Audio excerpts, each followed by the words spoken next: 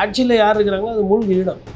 அதை வந்து நீங்கள் சும்மா போட்டுக்கிட்டு இப்போ இனிமேல்ட்டு வந்து அவர் சிலுவை சுமக்கிறது தான் அது. விஜய் அவர்கள் 35ல் நிற்கிது. இன்னும் ஒரு 3% வாங்கியிருந்தாருன்னா அவர் வண்டி நான் யோசிச்சா பார்த்தாரு, காட்சிக்கு மக்கள் இந்த மாதிரி 109 சீட்டு 108 சீட்டு போடுவாங்க. விஜய் எதுவும் பெருசா ஒர்க் பண்ணல, கட்சியில எல்லாம் ஒரு ரொம்ப இனிமேல் அதெல்லாம் உழைக்க வேணாங்க. அதனால நம்ம எல்லாம் அண்டர் எஸ்டிமேட் டிக்டாக் ரீல்ஸ் போட்டால் போகணும். கவர்னர் வந்து இப்போ அழைக்கணும், விஜய் அவர்களை அழைத்து முதலமைச்சராக நீங்கள் பதவி ஏற்றுக்கலாம்.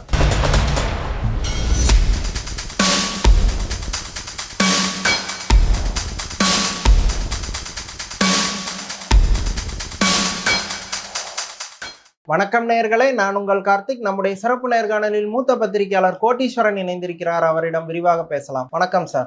வணக்கம் நேயர்களுக்கு அன்பு வணக்கம். சார், தமிழ்நாடு வந்து இது வரைக்கும் ஹங் அசம்பிளியும் பார்த்ததில்ல, இது கூட்டணி ஆட்சியும் பார்த்ததில்ல. இப்போ அந்த ரெண்டும் ஒரே நேரத்தில் வந்திருக்கு. இது தமிழ்நாடு அரசியலுக்கு நல்லதா? தமிழ்நாட்டு கூட நல்லது அப்படின்னா விஜய் அவர்களுக்கு ஒரு 140 சீட்டு கொடுத்துருக்கணும், இல்லை ஒரு 120 சீட்டு கொடுத்துட்டு இருந்தா அவர் வந்துட்டு இப்போ இந்த மாதிரி இந்த கிரீஷ் சோடங்கர்லாம் வந்து ஹாப்பியாக இருக்கிற மாதிரிலாம் இருக்கும். கிரீஷ் சோடங்கருக்கும் தமிழ்நாட்டுக்கும் என்ன சம்மந்தம் இருக்குது? தமிழ்நாட்டில் 234 தொகுதி இங்கே இருக்கிற மக்களோட நலனு, இல்லை இந்த கலாச்சாரம், இல்லை இந்த சாதி அமைப்பு எதனா தெரியுமா அவருக்கு?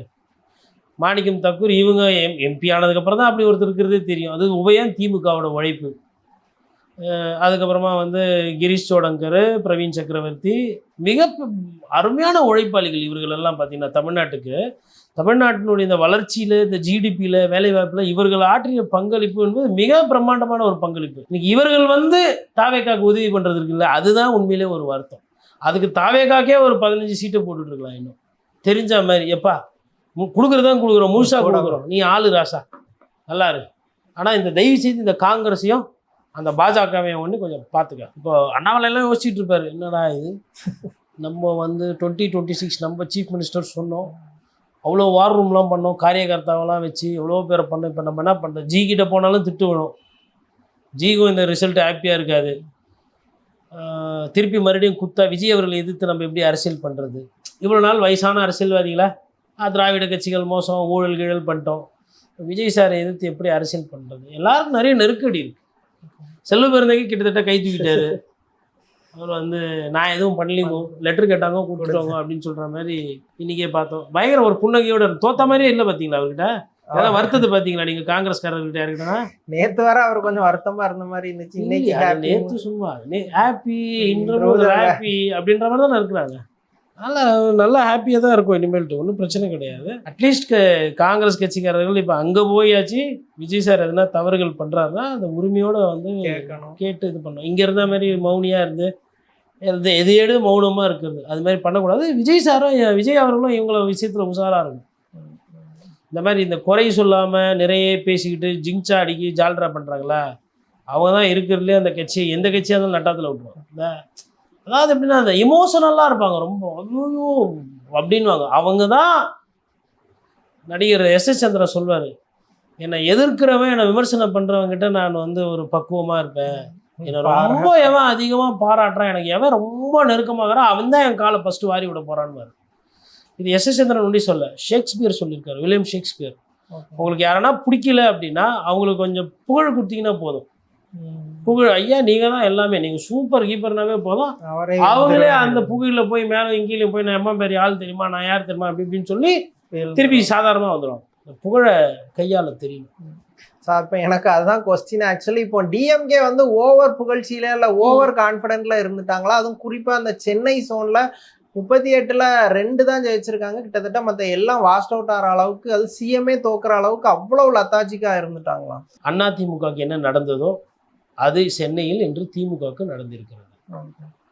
அதிமுகவுக்கு நடந்த பொழுது அந்த கட்சியினுடைய தலைவர் தப்பித்து விட்டார், எடப்பாடி பழனிசாமி அவர்கள். 2வது முறையாக அவர் ஒரு 90,000 98,000 ஓட்டு வித்தியாசத்தில் ஜெயிக்கிறதுன்றது விளையாட்டு கிடையாது. பட் ஜெயிக்கக்கூடிய தகுதி இருக்குது, திறமை இருக்குது, அனுபவம் இருக்குது, கட்சி இருக்குது, எல்லாம் இருந்தும் உபயதாரர் சேகர்பாபு ஐயா அவர்கள் சிறப்புட செயல்பட்ட காரணத்தினாலும் நான் பார்த்துக்கிறேன்னு சொல்லிட்டு சொன்ன காரணத்தினாலும் கட்சியில் பார்த்து முடிச்சிட்டாங்க. பட் எனக்கு கிடைச்ச ஒரு நற்செய்தி என்னன்னா, திமுகவை பொறுத்தவரைக்கும் கீழே அடிமட்ட தொண்டர்கள் வந்து ஒரு கோவத்தில் இருக்கிறாங்க. அப்போ நம்ம சரியாக வேலை பார்க்கல, இல்லை ஏதோ தப்பு நடந்திருக்குன்னும் போது ஒரு தொண்டர்களுக்கு ஒரு கோவம், ஒரு சிம்பத்தி வருதுன்னா அது கட்சிக்கு வந்து நல்லது. அப்போது அவங்க என்ன நினைக்கிறாங்கன்னா, விரைவில் விஜய் எந்த தொகுதியை ராஜினாமா பண்ணுறாரோ அந்த தொகுதியில் முதல்வர் ஸ்டாலின் அவர்கள் இப்போ எதிர்கட்சி தலைவர் கூட கிடையாது. இன்னைக்கு ஒன்றுமே இல்லை. ஸ்டாலின் சார் இன்னைக்கு வந்து திமுகவோட இன்னைக்கு ஒன்றுமே கிடையாது. தலைவர் இன்னைக்கு திமுக தலைவர், மற்றபடி அவர் ஒன்றுமே கிடையாது. அப்படி இருக்கிறவர் திருச்சி கிழக்குலையோ இல்லை பெரம்பூர்லையோ எங்கே விஜய் ராஜினாமா பண்ணாரோ அந்த தொகுதியில் போய் நின்று ஜெயிக்கணுன்றது அவங்களோட ஒரு ஆசை. இது வந்து நான் வந்து டீ கடையில் இந்த திமுக காரர்கிட்ட கீழே இருக்கவங்ககிட்ட பேசும்போது எனக்கு கிடைத்த செய்தி. இது மேலேருந்து வரல, கீழே இருந்து வருது, தொண்டர்கள்கிட்ட வருது. இது ஒரு வேளை நடக்குது அப்படின்னா திமுகவுக்கு அங்கேருந்து ஒரு ஏறுமுகம். அப்படி ஒன்று நடக்கும் பொழுது அதிமுக அந்த தேர்தலில் வந்து கம்முன்னு இருக்கும். வெளியே இருந்து யாருனாலும் அடிச்சுக்கோங்க அப்படிங்கிற மாதிரி. நீங்களும் வாங்க உள்ள, பிரேசிலும் ஜெர்மனியும் சேர்ந்து உள்ள ஃபுட்பால் ஆடுவோம் அப்படின்ற மாதிரி ஒரு பார்வை. இப்போ எப்படி பெரம்பூர்ல விஜய் நின்னப்போ அதிமுக வந்து பாட்டாளி மக்கள் கட்சி கிட்ட கொடுத்துட்டு அதை வந்து ஃப்ரீயா விட்டாங்க, அதே மாதிரி இந்த தொகுதியை ஃப்ரீயா விடுவோம் எனக்கு தோணுது. இது பெரிய ஒரு அது ஸ்டாலினுக்கு ஒரு மிகப்பெரிய சவால் மாதிரி ஆயிரும்ல. ஒருவேளை தோத்தா அது வந்து ஸ்டாலினை முற்றுமுதலா தமிழகம் நிராகரிச்சுது அப்படிங்கறது அகைன் ப்ரூவ் ஆன மாதிரி ஆயிரும்ல. ஸோ அப்படியான ஒரு ரிஸ்க் அவங்க ஸ்டாலின் இமீடியட்டா கை வைப்பாங்களா? என்னைக்குதான் ரிஸ்க் எடுக்க போறீங்க? எப்போதான் ரிஸ்க் எடுக்க போறீங்க? பிரம்மாண்ட கட்சி, பவள விழா, அது இது அதெல்லாம் இருக்குது. கரூரில் சம்பவம் நடந்தப்போ எஃப்ஐஆர் போடல, ரிஸ்க் எடுக்கலை. விஜய் அவர்கள் மீது நீங்கள் அவர் விமர்சனம் பண்ணால் நீங்கள் திருப்பி பேசவே இல்லை, ரிஸ்க் எடுக்கலை. அதிமுகவும் ரிஸ்க் எடுக்கலை. விஜய் அவர்களை பாராட்டி பேசிட்டு தப்பு பண்ணிட்டீங்க, ரிஸ்க் எடுக்கலை. இதுக்கப்புறமும் ரிஸ்க் எடுக்காமல் நீங்கள் அரசியல் பண்ண போகிறீங்களா? என்ன இருக்குது இதுமாரி ரிஸ்க் எடுக்காமல் இருக்கிறது? எனக்கு வந்து கீழே இருந்து அந்த தொண்டர்கள் வந்து நம்புகிறாங்க, அவர் போய் நின்னார்னா ஜெயிப்பார். ஏன்னா now is on sympathy. Vijay அவர்கள் எதில் அடிச்சாரு இவங்கள? ஒரு சில எனக்கு எதுவுமே அனுமதி கொடுக்கல, வெளியே சிம்பத்தி வேவ். விஜய் எந்த ஆயுதத்தை வச்சு திமுக வச்சாரு? Sympathy wave. விஜய் எந்த ஆயுதத்தை வச்சு அதிமுக வச்சாரு? Sympathy wave. விஜய் என்ன கடும் ஒழிப்பாளியா? விஜய்க்கு ஒர்க் அவுட் ஆனது இவங்களுக்கு ஒர்க் அவுட் ஆகுமாங்க?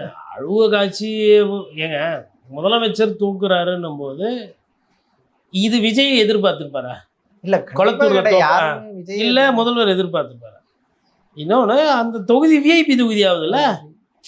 ஸ்டாலின் அவர்கள் எங்க போய் நிக்கிறாரோ அது விஐபி தொகுதி ஆகுதுல்ல. இப்ப எடப்பாடி பழனிசாமி நிக்க முடியாது, ஏன்னா அவர் ஜெயிச்சிட்டாரு. அவருக்கு அந்த ஆப்ஷன் இல்ல. இல்ல அந்த கட்சியில அந்த மாதிரி யாரும் இப்போ போய் நின்று ஜெயிக்கணுன்ற மாதிரி இல்லை. அப்போ இவருக்கு தான் அந்த ஆப்ஷன் இருக்கு. அப்படின்னும் போது அப்போ அந்த தொண்டர்கள் பேசிக்கினது நான் காலைல கேட்டது ஏன் உண்மையா இருக்கக்கூடாது, ஏன் அது நடக்கக்கூடாது? அங்கே யாரும் நிற்குவாங்க முதல்ல ஸ்டாலின் எதிர்த்து? அப்படியே ஆட்சி அதிகாரம்லாம் இருக்கும், நீங்கள் தான் ஓட்டுக்கு காசு கொடுக்க மாட்டீங்களே, உங்களுக்கு செலவு பண்ணி பழக்கம் இல்லையே. அதானே யதார்த்தம். எப்பவுமே இடைத்தேர்தலில் ஆளுங்கட்சி தான் ஜெயிக்கும். அது எப்படி? அதிமுக ஆட்சியில் இருந்தால் ஜெயிக்கும், திமுக ஆட்சியில் இருந்தால் ஜெயிக்கும். அது எப்படி ஜெயிக்குது? காசு கொடுத்து ஜெயிக்குது. இப்போ பொது தேர்தலில் காசு நிறைய கொடுத்தாங்க, காசு நிறைய கொடுத்து என்னாச்சு? ஜெயிச்சாங்களா? தோத்து போயிட்டாங்க. அப்போ பணம்ன்றது இடைத்தேர்தல் இந்த வாட்டி டவுட்டு. முதல்வர் ஸ்டாலினே போய் அவர் தொகுதியில் நிற்கிறாரோ அது எப்படி போகுதுன்னு பார்க்கும். தேவைக்கோட இந்த இமாலய வெற்றி வந்து அதிமுக திமுகவோட இருப்பையே கேள்விக்குள்ளாக்குதா? எதனால எப்படி கேட்குறான்னா, இல்லை இருப்பையெல்லாம் கேள்விக்கு இல்லை. 70 சீட்டு வச்சிருக்கிறாங்க இவங்க, ஒரு 59 சீட்டு அவங்க வச்சுக்கிறாங்க, இவங்க ஒரு 47 சீட்டு வச்சுருக்காங்க. இது ரெண்டுத்தையும் கூட்டினா கிட்டத்தட்ட 105 106. விஜய் கிட்ட என்ன ஓட்டு இருக்கும் இது ரெண்டுத்தையும் சேர்த்தா வருது. அவங்களும் வந்து ஓட்டு வாக்கு சதவீதம் ஒரு கோடி வாங்கியிருக்கிறாங்க, அவங்க ஒரு 1.5 கோடி கிட்ட வாங்கியிருக்கிறாங்க. 2.5 கோடி ஓட்டு என்பது விஜய் அவர்கள் வாங்கின ஓட்டை விட அதிகம். அப்போது விஜய் வந்து இன்னும் ஒரு 60% மக்கள் வந்து இன்னும் விஜய்க்கு ஓட்டு போடலை. அவர் அனுபவமாக நல்லா இது பண்ணாதான் அது வந்து ஒரு அவர் கட்சிக்கும் அவர் ஆட்சிக்கும் அது நல்லது. அதனால் வந்து இவங்க இருப்பே இல்லாமல் போயிடுச்சு. என்ன 230 தொகுதியில் விஜய் ஜெயிச்சிருக்கிறாரு? இல்லை அப்படி ஜெயிக்கலாம், ஆனால் திரும்ப எழுந்து வர்றதுக்குன்னு ஒரு விஷயம் தேவைப்படும். அந்த விஷயம் எங்கேயும் மிஸ் ஆகுதோ அப்படிங்கிற மாதிரி. அதான் அந்தந்த கட்சி பார்க்கணும், எழுந்து வராங்களோ இல்லை அப்படியே போகிறாங்களோ என்னவோ அந்தந்த கட்சி பார்க்கணும். நம்ம அந்த கட்சிக்காரங்களாக இருந்தால் நம்ம இது நடக்குது அது நடக்குதுன்னு சொல்லலாம். நம்ம பார்க்கும்போது அது ரிஸ்க்கு தான், அது பிரச்சனை இருக்குதா, பிரச்சனை. அதனால மறு ஆய்வு பண்ணணும், அவங்க கட்சியை பலப்படுத்துறதுக்கு உண்டான வேலைகள் செய்யணும். நாம் தமிழர் கட்சிக்கும் அந்த பிரச்சனை இருக்கு இல்லையா? ஆமாம் கண்டிப்பாக. அப்போ அவங்க இன்னும் கீழே இருக்கிறாங்க. 4க்கு போயிட்டாங்க. இன்னும் 4%க்கு போயிட்டாங்க. திருப்பி மறுபடியும் 4 8 ஆக்கி 8 16 ஆக்கி 32 வந்தாலும் 32க்கு நொட்டும், 36க்கு தான் ஜெயிக்கும். நம்ம 38 36 பற்றி பேசியிருப்போம். மும்முனை போட்டி 4 முனை போட்டியில் விஜய் அவர்கள் 35ல் நிற்கிது. இன்னும் ஒரு 3% வாங்கியிருந்தாருன்னா அவர் மெஜாரிட்டியில் ஸ்வீப்பு 160 போயிருப்பார் விஜய். நிறைய பேர் சொன்னாங்களே 160 180 திமுக வெற்றி பெறும், திமுக அந்த இடத்துல விஜய் வெற்றி பெற்றிருப்பார். மாறி இருக்கும் கணக்கு. அதே மாதிரி சிறுபான்மையினர் ஓட்டை தான் பிரிப்பார். அதிமுக அதால் ஆதாயம் வருன்ற மாதிரி தான் என் போன்றவர்கள் நான் பேசினேன். அதுவும் எடுபடலை. எல்லாரோட்டையும் சரிங்க, இது பழைய கணக்கு புது கணக்கு வச்சு பத்திரிகையாளர்கள் அனுபவத்தில் ஒரு கணக்கு போடுவோம்ல, பூரா கணக்கும் தப்பாக போய் இந்த பரோட்டா சரி அப்புக்குட்டி எல்லாத்தையும் ஃபர்ஸ்ட்லேருந்து பரோட்டா சாப்பிடுவோம் கணக்கு எழுதுன்ற மாதிரி ஆகிப்போச்சு. இது ஒரு நியூ ட்ரெண்டாக. இது ஏன் நியூ ட்ரெண்டுன்றதையும் சொல்லணும்னா, விஜய் அவரோட தாக்கம் என்னன்றது தெரியாது.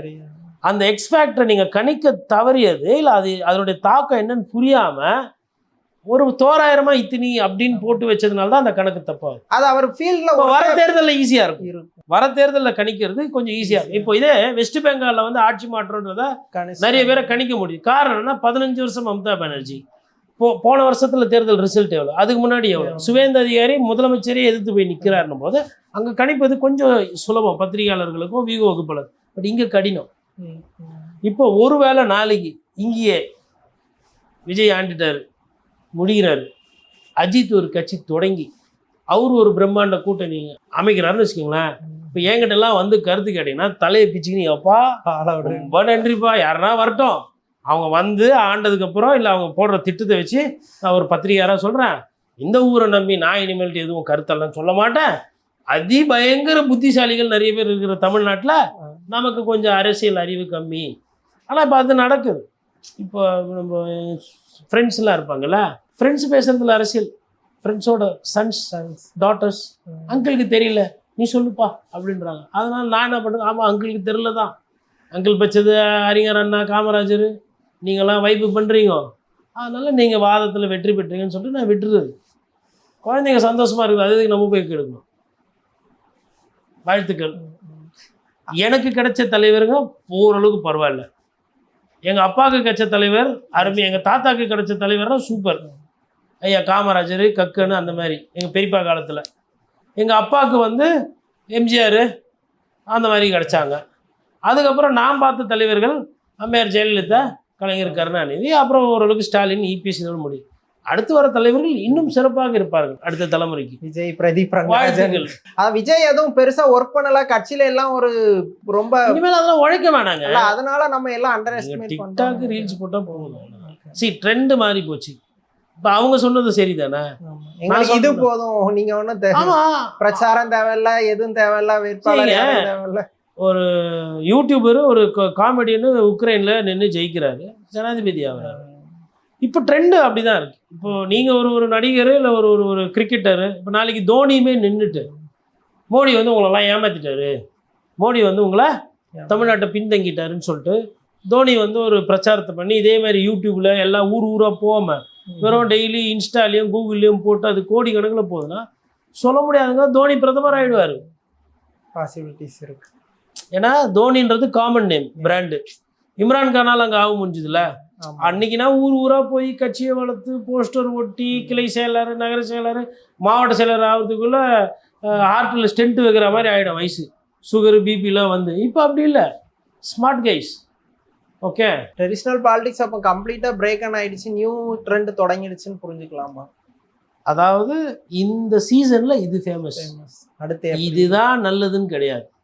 அதாவது பசும்பால் நல்லது இல்லை, பாக்கெட் பால் நல்லது, பால் பவுட்ரு நல்லது, அதுக்கப்புறம் செல்ஃபில் வச்சாலும் கெடாத பால் இருக்குதுன்னு சொல்லி ரொம்ப நாளாக குத்துட்டீங்க. அப்புறம் இப்போ முட்டி நோவுது, கேன்சர் வருது, பிள்ளைங்க சரியாக போசாக்கா இல்லை, பசுமாடு கிடைக்குமான்னு தேடிட்டு இருக்கீங்க. அது ஒரு சைக்கிள். இந்த சைக்கிள் எவ்வளோ நாள் போகும், எப்படி போகும்னு தெரியாது. என்னை பொறுத்தவரையில் ஓல்ட் இஸ் கோல்டு. பழைய அரசியலினுடைய தன்மை, கலாச்சாரன்றது அதனுடைய தகுதி தரம் வேறு. அது இன்றைக்கி எடுபடலைன்றது ஒரு உண்மை. அதுக்குன்னு இப்போ ஐயா காமராஜர் கொடுத்ததையோ இல்லை கலைஞர் பண்ண ஆட்சியையோ இல்லை அம்மையார் ஜெயலலிதா எடுத்த போல்டான டெசிஷன்ஸோ நம்ம புறம் தள்ள முடியாது. இல்ல எனக்கு என்ன கன்ஃபியூஷன்னா இப்ப டிஎம்கேவோ ஏடிஎம்கேவோ அவங்க கவர்மெண்ட் வந்து மக்கள் எவால்வேட் பண்ணுவாங்க நல்லா பண்ணியிருக்காங்களா பண்ணலையான்னு. பட் விஜய் மேல போட்ட ஓட்டு எல்லாமே ஒரு மேட் கிரௌடா ஒரு கண்ணை மூடிட்டு போட்ட ஓட்ஸ் தான். ஸோ அவங்க வந்து அகைன் வந்து விஜயோட ஆட்சியை எஸ்டிமேட் பண்ணி போடுவாங்களாம், இல்ல அகைனும் அதே அந்த கரிஷ்மாங்கிற ரீசன் ரசிகர்கள் திருப்பி அப்படியே தான் ஓட்டு போடுவாங்க.